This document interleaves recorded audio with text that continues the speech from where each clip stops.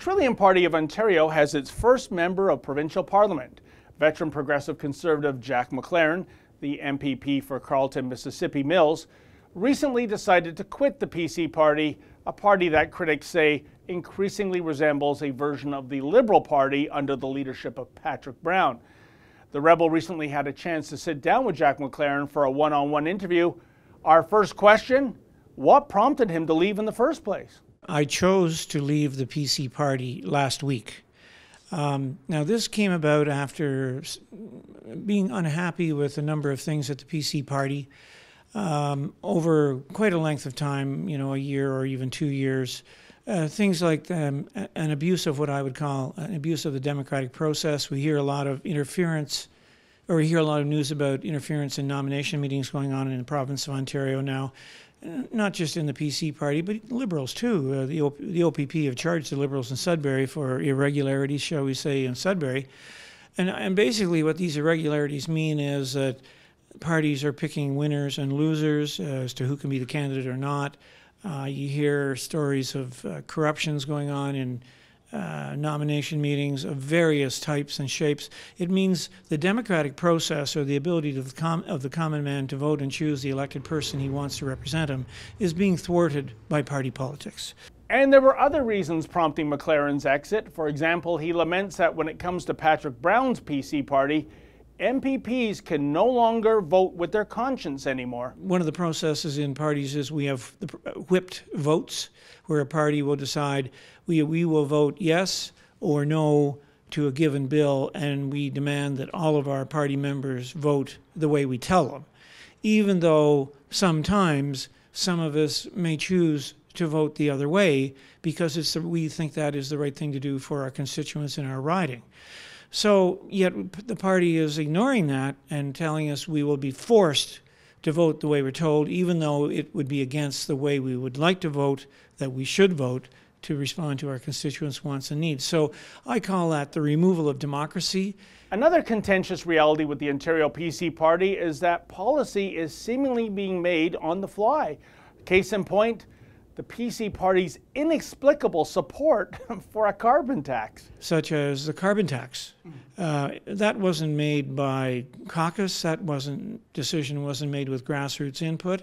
In fact, in my riding, most grassroots people are opposed to a gas tax.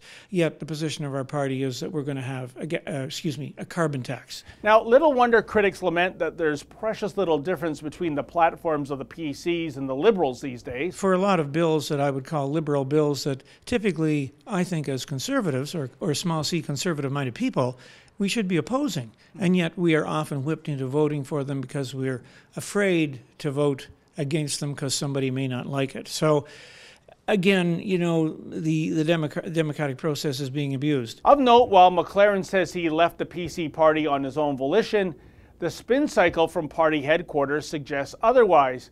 Patrick Brown was quick to issue the following statement, quote, "I am building a modern, inclusive Ontario PC Party, one where it doesn't matter where you're from, who you love, where you worship, what language you speak, or how much money you make. Unfortunately, I have come to the conclusion that Jack MacLaren does not share these values," end quote. MacLaren's response? I would say, I've heard Patrick use those words before. They don't apply to this situation at all. I think the values that we need to be respecting are the values of freedom and democracy, and the values of family, valuing family as the basic unit of our society, of our economies, and it needs to be respected. So in fact, I am inclusive. I think it is. My constituents do not want a carbon tax. My constituents are disappointed that our party was flip-flopping on the question of sex education. My constituents are appalled at the irregularities they hear about in the nomination process. So they wonder, does this party have any values at all? And I would say very questionable ones, but now that I'm with the Trillium Party, we do have clear values. Ostensibly, the final straw for the party was comments MacLaren made on a video implying that a Tory government would do something, although it's not clear what, about preferential job treatment for Ontarians who speak French. But MacLaren's comments are really quite tame, and consider the timeline. He made those comments in answer to a question in a public forum in 2012. That video they refer to from 2012 was 5 years ago, and it's just a non-issue. There was no problem 5 years ago, and no problem at any point since then over the last 5 years.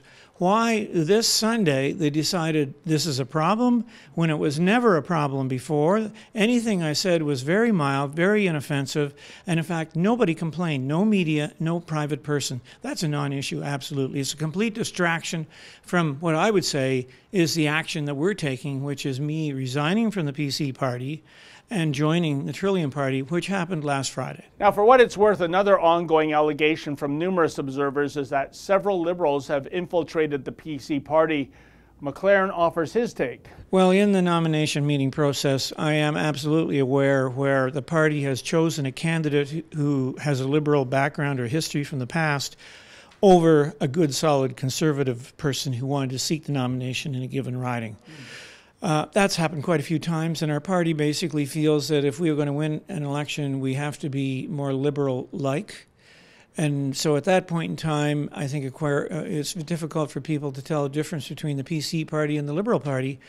And I find that frustrating. My constituents find that frustrating because they want a choice. They want to see a difference. They want to see true Conservative values, and that's what we're going to provide with the Trillium Party. With the Liberals and Ontario Premier Kathleen Wynne languishing in the polls, it would seem likely that the PC party might indeed form the next government.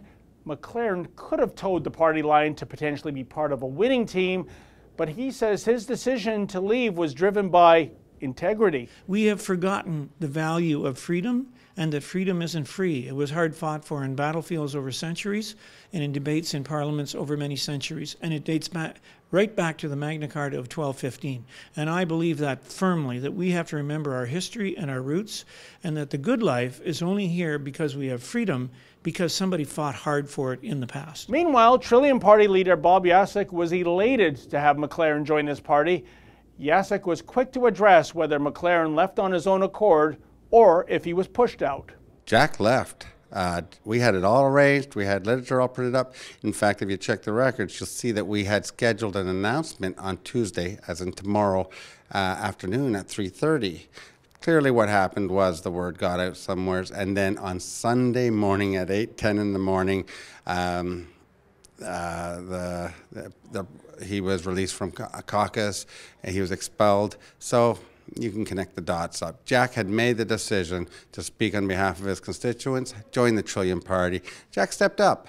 As well, Jasek claims that given the non-conservative policies PC MPPs are obliged to support now, morale is not high in the PC party. I think I'm safe to say that every person that ever got into Queen's Park that won an election, they were so proud the day that they come in because they were going to make a difference. They're going to represent their people. And then it's like a death by 1,000 policy cuts. Well, hey, you better vote for what we say, or you're not going to get that nice office. Oh, you better vote for what we say, or you're not going to get that budget increase or that staffer. And pretty soon, they start walking around with their heads hanging down, and it gets hard to talk to constituents because they know they can't vote for what they want anymore.